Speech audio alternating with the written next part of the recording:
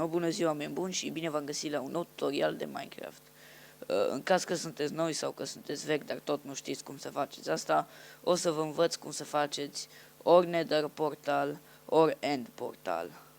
La End portal n-am ce zice, scuze de lag, e destul de complicat de făcut. Bine, nu e chiar așa de greu, e same mai probabil. Și tot ce ai nevoie e o bucată de lână neagră pe care o putem găsi aici. Asta e lâna. Din nou scuze de lag. Da, ala e lâna. Eye of Ender. Și tot aici ar trebui să fie.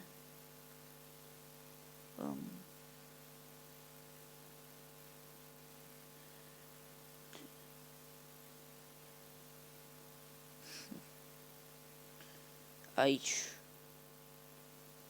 End portal. Perfect. Dinainte trebuie să găsiți un loc plat. Spargeți un bloc, puneți lâna neagră acolo și apoi faceți în conjurul ei așa.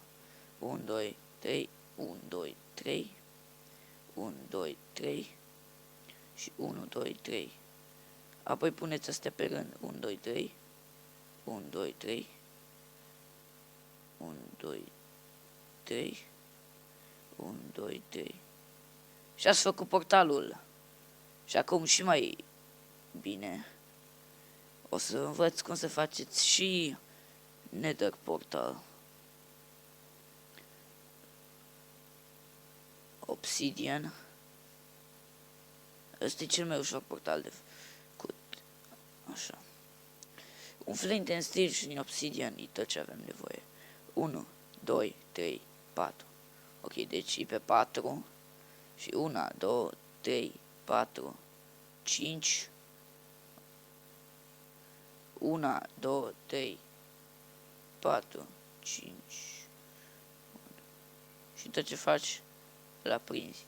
În caz că nu credeți, o să încerc să intru în portal, dar cel mai probabil o să am foarte mare lagul. Dar încerc. Am avut lag și înainte când am început să filmez. Wow, chiar merge bine. Înainte merg ca naiba.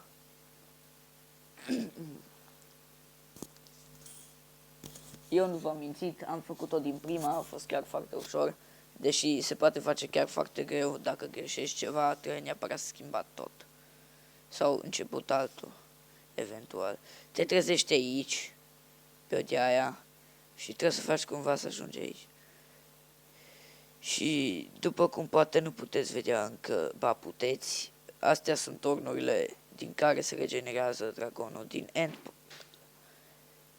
Și aici locul unde odihnește dragonul. De fiecare dată când îl lovești sau fugi după el, la un moment dat o să oprească și o să se pună acolo jos. Uite-l. Wow! Ok, eu o să încerc să scap. Plec înapoi.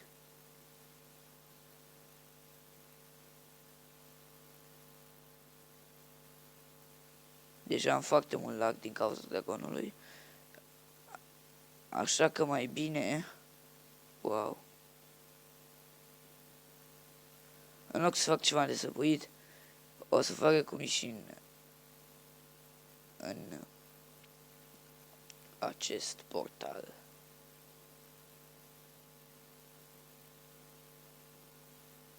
Deci, cum v-am zis, orice greșeală mică poate să-l schimbe portalul, așa că trebuie să aveți grijă. Prea mic, se pare. Ori nu merge să faci aici. Nu știu, sincer n-am încercat să fac un portal de asta aici.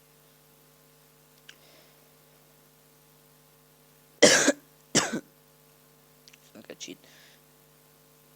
Ok. Nu, deci nu merge să faci un portal aici. Da. Important e că v-am adus aici. V-am arătat cum se face portalul. Poate o să fac o serie de Minecraft în care pun un dragon în lumea normală sau fac 2 Wither și apoi trebuie să supraviețuiesc și să încerc să-i omor pe survival, bineînțeles. Și cam atât a fost cu tutorialul ăsta, sper că v-a plăcut, sper că și folositor. Și noi ne vedem data viitoare la un videoclip normal. Pa, pa. O să dureze ceva.